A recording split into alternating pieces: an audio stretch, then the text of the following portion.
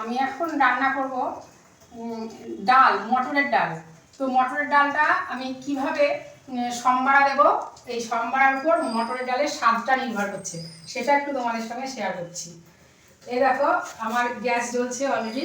এবার কড়াইটা চাপিয়ে দিলাম। এবার কড়াইয়ের মধ্যে এই দেখো একটু শুকনো লঙ্কা, তেজপাতা দিয়ে দিলাম। এইবার কড়াইয়ে একটু জল আছে, ওটা শুকিয়ে যাক। আমি একটু পাঁচফোড়ন দিয়ে দিলাম। দেখো প্যাকেট থেকে তেলটা আমি একটু কম পরিমাণে খাই, সেই জন্য অল্প করেই দিলাম। কিন্তু এই মশলাটা কতখানি ভাজা হবে তার উপরে নির্ভর করছে এই ডালের টেস্ট। এবার দেখো অলরেডি মশলা ভাজা করতে শুরু করেছি।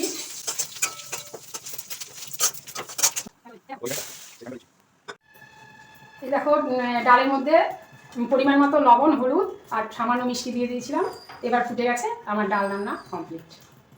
ডালের স্বাদ দারুণ, ভালো ভালো টেস্ট হয়েছে।